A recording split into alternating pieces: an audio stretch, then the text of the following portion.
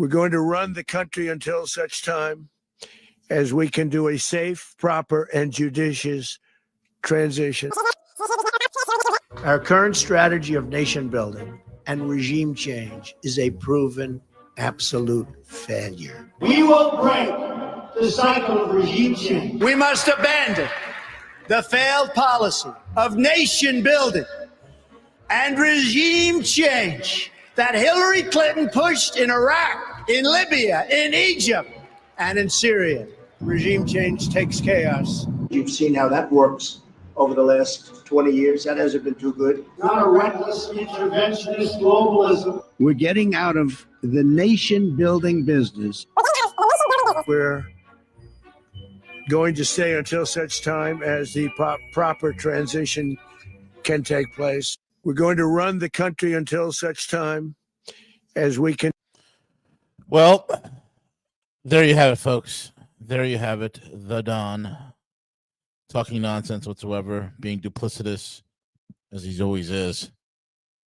Welcome to a special Rogue News. I guess it's a guerrilla rant, man. I got a lot to say. A lot of crap that was happening. I mean, I woke up this morning to find out that bombs have been dropping in Venezuela, and then all of a sudden, Nicholas, the Sweetness, the bus driver Maduro, has been captured along with his wife.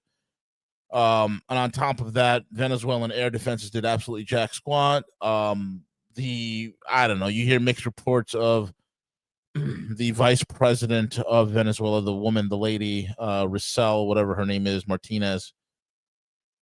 She was saying that there's going to be a peaceful handover to the United States. I've heard reports that she's going to be the new shoe-in instead of the Machado, Crazy Eyes Machado. Instead of Crazy Eyes Machado, it's going to be Martinez. I've heard that report.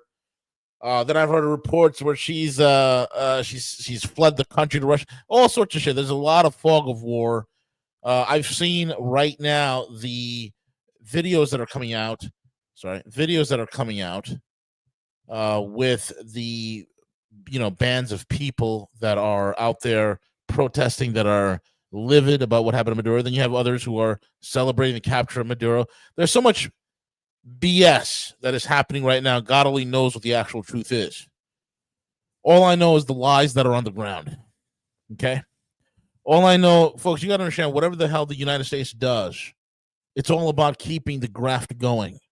It is all about keeping the grift and the graft going. Donald Trump is a captured operation. If you haven't figured that out now, it reminds me of when Reagan, right before he got shot by Hinckley, right? Supposedly, right? I mean, we all know that was like an inside job.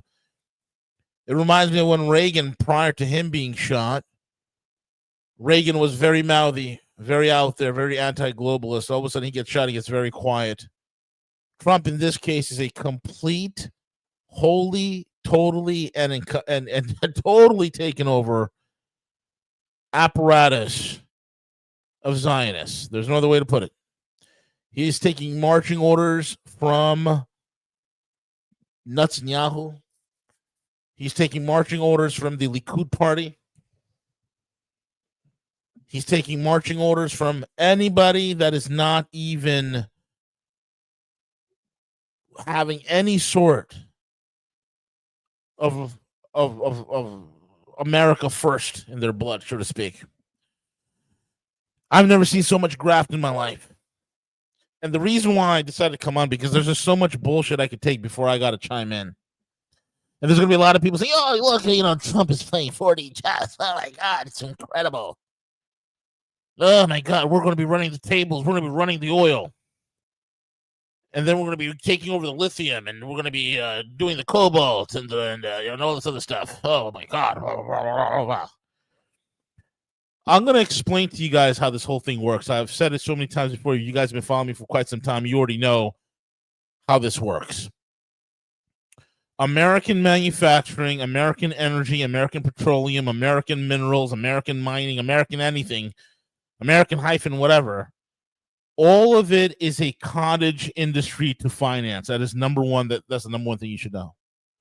It is a cottage industry to finance.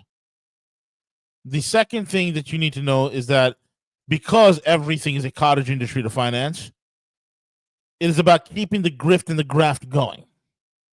Keeping it going, keeping the sludge flowing through the pipes. Wheels within wheels, and the spice must flow. Okay? That's what the United States is. What the hell do I mean by that with the situation of Venezuela on the ground? Folks, let me explain something to you. All this talk about oil. First of all, Venezuela has hard, sour crude. That's what they have. That's the type of oil they have within the Orinoco Valley. Very hard, very sour, very crude. Okay? In other words, it's a very, very difficult oil to refine. How difficult? There's only a couple of refineries that are in the Gulf Coast that actually refine it. Okay, that is number one. The cost to refine is anywhere between 20 to 30% more than the typical sweet crude that we refine. The other thing that you have to realize before everybody starts, beating them, they start circle jerking each other about, oh man, we're running the table on petroleum, man. Oh my God, it's incredible. When was the last time we built a new refinery in this country? Can anyone tell me? What year was that? 1976 was the last time we built a refinery within this country. Okay? And since then, we haven't built anything new. And I'll tell you right now, so our refining capacity is pretty much topped out at peak at about 18 million barrels a day. And that is spread across a myriad of different companies. Okay? A multitude of companies like Exxon and Conoco and Chevron and all the other ones that are out there, all the big and small oil companies. Okay, all of them combined equals out the output of 18 million barrels a day at full running, humming capacity. Okay, now that makes us the second largest refiner in the world. Okay, who was the first? Take a guess. They're pretty much the first in anything and everything that is of importance, and that's China. They do anywhere between 19 to 20 million barrels per year in refining capacity, and they can ramp that up to 25 to 30 very quickly. We don't have that capability to do so. They are capable of refining Venezuelan hard crude without a problem, and they can also do light sweet crude very easily as well. It's not a big deal, and at a very lower cost than what it would cost the United States to refine it. Okay, so keep that in mind. So is this really about running the oil table, the petroleum table? Is this really about the return of the petrodollar? Folks, I told you before, the petrodollar, the American dream, exists on Saudi pipelines. And here, what do? We toppled an OPEC member. We kidnapped their president in the middle of the night. How does this look to the rest of the world? There are certain things you don't do if you are number one, the world reserve currency. There are certain things you do not do if you are the steward of the world reserve currency. There are certain things you do not do if you are the global superpower and you want to do what is right. There are certain things you do not do because of that. And one of them is kidnapping world leaders. The other thing you do is not be involved in creating new wars. Mr. Peace Prize, I want a global peace prize. It's tremendous.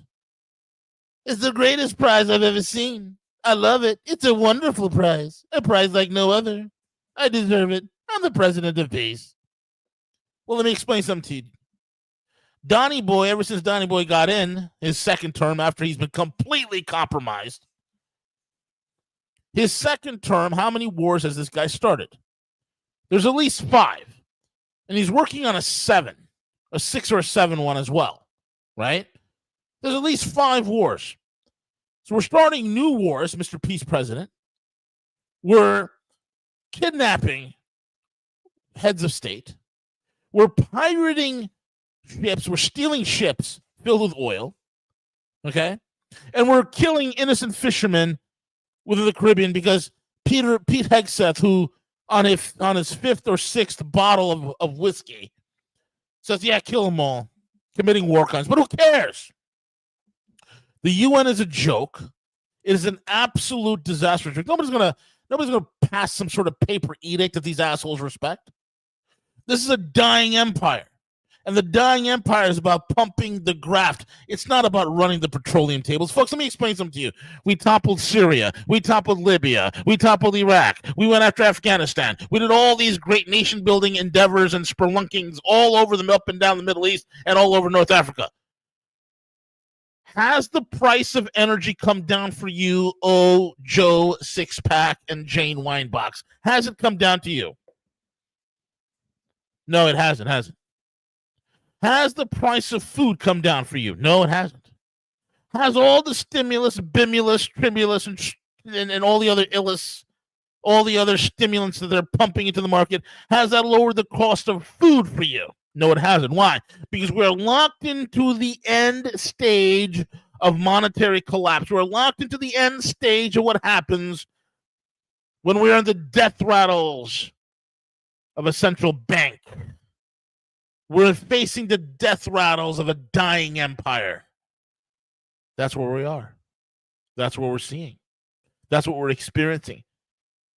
That's why this whole thing about Venezuela, we're going to get to it. Anybody out there celebrating about us getting Venezuelan oil, you are deluded.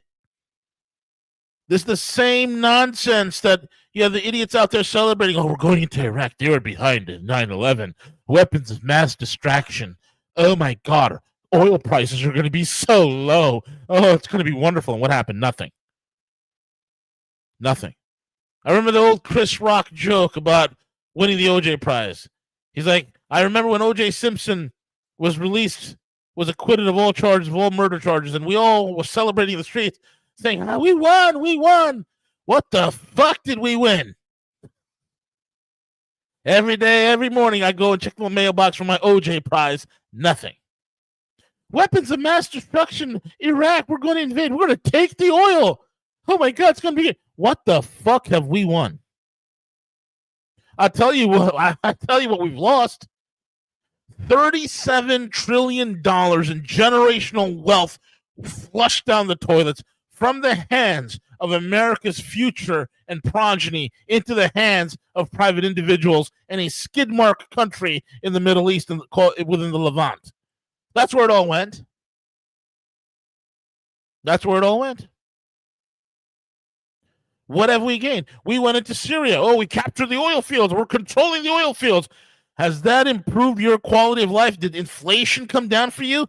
No. No. Oh, we're going to step up and we're going to be selling oil and LNG to the Europeans because, they've been cut off from Russia because of the whole Ukraine nonsense. Oh, yeah, we're going to do so good. America, baby. America's back. Fucking morons, wake up. We're not back. And anybody out there, we cannot refine. What's the point of what I'm trying to say? We cannot refine all the oil that Venezuela is sitting on. We can't refine it. That's number one. Number two, we don't have the supply chains. We don't have the complete capacity to really go at it and to unearth that oil in a really big way in order to make a real dent. So all this is just verbiage, man.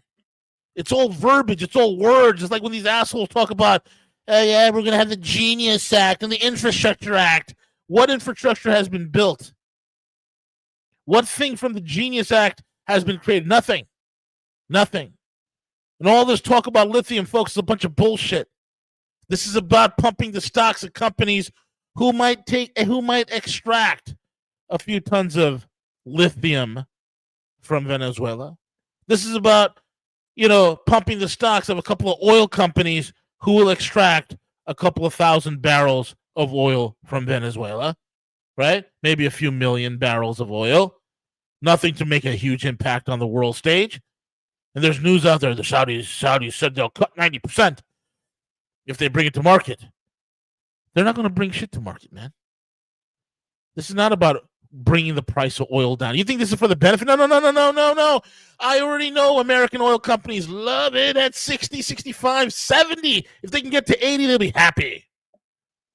This has nothing to do with lowering the energy costs for you, Joe Six-Pack and Jane Winebox. For you, Joe and Jane Public. It has nothing to do with us, the average American citizen. It has everything to do with shareholders. And you're not a shareholder. You're not a real shareholder. You're not BlackRock. You're not one of these mega funds. That's what's going to benefit, not you. Lithium and oil and 480 metric tons of silver, which is not a lot of silver to begin with. Oh my God, it's they're sitting on silver, they're sitting on all this metals and all this gold. We don't own any of those supply chains for those metals and minerals. We don't own it. We can't even refine it. The proper way to refine it, we don't even have the patents for it. But they sell it to you, Joe Public. They sell it to you, Jane Winebox. Why do they do that? Because they want you to go to sleep.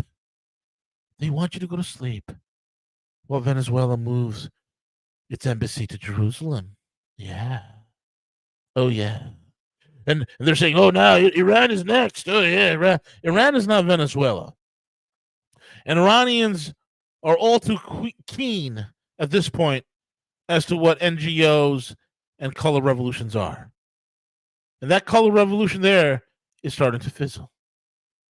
They're not taken aside by what's happening there. And honestly speaking, even the situation in Venezuela, there's a lot of Venezuelans that are not happy. We know there's about 1.5 million guerrilla soldiers in Colombia, in Brazil, that are waiting to go in. So the potentiality, folks, of Venezuela being Vietnam 2.0 is a very real chance. Let me explain something to you. The United States of America sucks balls when it comes to nation building. Why? Because the United States of America can't build its own nation. I don't know about you, but every day I go out, I drive over infrastructure that's over 50 years old. We have some of the worst infrastructure in the developed world. It's a goddamn shame. We have veterans who are going to sleep hungry, who have to decide, do I pay rent, or do I put food on the table, or do I pay my medical bill? What the hell do I do? We have homeless people. We have, I think it's like 2 and 5 kids that go to sleep hungry every night. A great majority of them have food insecurity. Like, what the hell's going on? 42 million on food assistance programs that they need it. And it's not Shaniqua in some inner city. It's everybody from all shapes, all colors, all sizes, folks. It's too damn expensive out there. It's too expensive to live. It's too expensive to eat. It's too expensive to drink. It's too expensive for entertainment. It's too expensive to get sick. It's too expensive to die. Like, what choice is this asshole giving you? But hey, here's $300 billion to Ukraine. Oh, here's another couple of $1 billion to Israel. Oh, by the way, we took Venezuela. We're going to get the oil.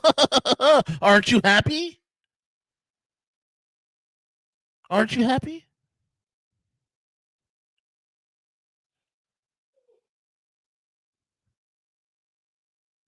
Pilot Grove. Nobody starves in America, bro. Bro, come to New York City. I'll show you some people that starve. You might go a couple meals before you're eating, man. Unbelievable.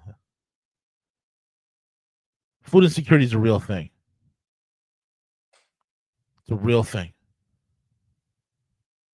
And here's the deal, folks. You're all on your own. There's nobody coming to rescue you. There's nobody coming to help you out. We've got. We've got. We got played. And he played us. Fool me once, shame on you. Fool me twice, shame on me, right? And this is where we are. This is where we are. While Americans are struggling, cost of living, folks, there's nothing that's going to reduce the cost of living the way it is. Oh, how are we going to reduce it? How about a 50-year mortgage? Oh, yeah, brought to you by BlackRock. Meanwhile, nothing. Not a single pedophile gets arrested. But they can grab Nicolas Maduro in the middle of the night. Not a single globalist gets taken down. But they can grab Nicolas Maduro in the middle of the night.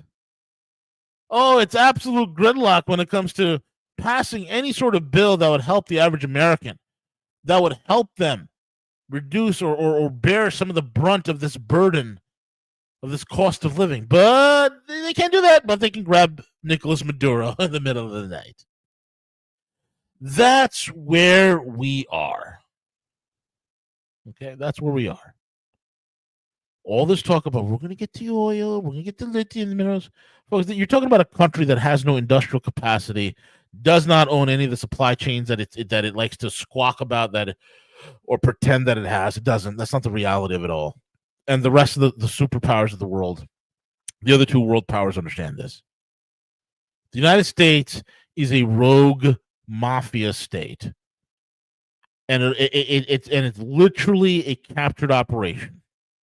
We are a Zog, a Zionist occupied government. The faster you understand that, the faster you get. Why is this little asshole from Israel, Melakowski, aka Netanyahu?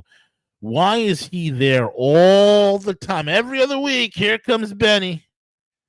Benny's there to give Donnie his marching orders, and Donnie says, "Yes, sir. Shabbat shalom," like a good Shabbos goy. And he goes along with all the Zionist orders. Every single one. "Yes, sir, Mr. Netanyahu, sir. Do you want me to pull out your chair? Want me to pull in your chair? Want me to dust your yarmulke? Whatever you want, sir. Whatever you want." Absolutely disgusting. We're witnessing the end of empire. We have really made ourselves look terrible. You know, October 7th has destroyed Israel's reputation. It's already a terrible reputation throughout the world, but it's really buried Israel's reputation, and it's harmed the representation of many good Jews all throughout the world. And now you have what we are doing, following their lead. You cannot trust the United States. I think it was Kissinger who said it's a terrible thing to be an enemy of the United States. It's a deadly thing to be an ally of the United States. That's who we are. That's who you are. You cannot trust the United States. You cannot do business with the United States. You cannot hold them to any sort of agreement. And folks, let me explain something to you. 48 hours ago, these assholes thought it was a wonderful, bright idea that nobody would figure out. The fucking gay-ass CIA thought it was a great idea to send 91 drones over and try to take out Vladimir Putin at his residence. They thought it was a wonderful idea. And when the Russians have tracked its navigation modules and figured out where the hell these things are coming from, and they cracked the code on these things very, very quickly and rapidly, they're already building the case. They know where it's coming from. There's going to be a day of reckoning coming. I was telling the guys over in the private chat, me and Cowboy and Velas and Gus and CJ. I've been telling them, listen, man, here's the deal, right? The dildo of karma, folks. Okay, the dildo of karma often comes without lube. All right, it often comes without lube, and I'm telling you right now, what is heading for us, folks? We will pay. We will pay. And if the citizenry don't stand up and put an end to this, and look, there's movements right now on social media. They're like, why are we paying taxes? Maybe that's not a bad idea. Why are we voting in these federal elections?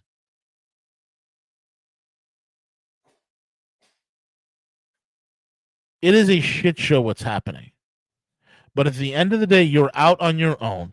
At the end of the day, the best advice I can give to you, to give to everybody, is this: create as much income as you possibly can, get into real hard assets, and batten down the hatches, because we are in for a very, very rude awakening. And that's all I got to say. That's all I got to say. And everybody else is distracted with Saudi daycares. Folks, who's above these Saudi daycares? Everybody's distracted with, oh, yeah, there's going to be a color revolution in Iran, and everything's going to be great. And it's incredible. I can't believe what I'm watching. I'm embarrassed. as to where we are right now. And now it looks like Machado, now the news saying is Machado's back as the top runner for Venezuela, the president of Venezuela. Let me show you a picture of the president of Venezuela. Yeah, there she is. President Machado. Yeah, holding on, touching the wall. This is the biggest scam there is, this fucking wall. If I go there, folks, I promise I want to pee on that wall. I will pee on that wall graciously and gladly. That wall is a middle finger to every Christian on God's green earth. Number one, it has nothing to do with the Temple of David. That is the part of the wall for the Roman Fort Antonia. That's what it is. It has nothing to do with the temple. And number two, it's an affront to the prophecy of Christ, saying that not one wall will be one brick will be upon another until the coming of the Son of Man. That's the prophecy of Christ, right? So this wall that they randomly picked out of nowhere is their way of saying F you. Is their way of saying F you, Jesus. That's what it is. So I hope you all dumbass evangelical Christians and Zionist morons understand this. It's disgusting. Sorry, guys. I'm just livid. I'm pissed off. This is what I wanted to see, but we'll never see this. I don't know where to begin, guys. I don't know where to begin. Look, I mean, what's the difference, right? Republicans, Democrats. Like, what's the difference? It's two wings on the same dragon. Two wings on the same dragon. I just can't. I'm off the shit show. I'm done with it. Hopefully you guys are done as well. Anyway, that's the end of that. That's what I got to say. So any of these talks about, I tell you right now, we're there for the oil. Laugh at their face. They don't understand reality of the situation on the ground. They don't understand that everything about manufacturing and energy and all that is a cottage industry of finance. Why? Because we're a fire economy, finance, insurance, real estate, right? That is called a speculative economy, and that is exactly what the fuck we are. Okay? And our speculative economy is all bullshit. All bullshit. That's all it is. I hope January doesn't look like this, right? Here's a funny clip from the movie or show adaptation of Fallout, right? Hopefully it doesn't look like this, folks. Hopefully the first week of January don't look like this for us, or the first month of the year doesn't look like this for all of us here in the United States. Yeah. That would suck. That would really suck. Anyway, it's the Guerrilla. That's all I got to say. I ranted and raved, but if there's two takeaways, this whole oil thing is garbage. Don't believe him. We're going to grab the lithium, the rare earths. It's all bullshit. All bullshit. Never going to happen. We don't have the capacity. We don't own the supply chains. It will take us decades before we even could build it. We don't even know how to build it. So it's all bullshit lie. It's all about keeping the graft going for Wall Street. And that's all it is. It's all for them and not for us, folks. No benefit to us whatsoever. God forbid if the average American benefits. God forbid. Anyway, with that being said, we're over and out. I'm over and out. Have a good night, everybody. Enjoy your weekend. Cheers.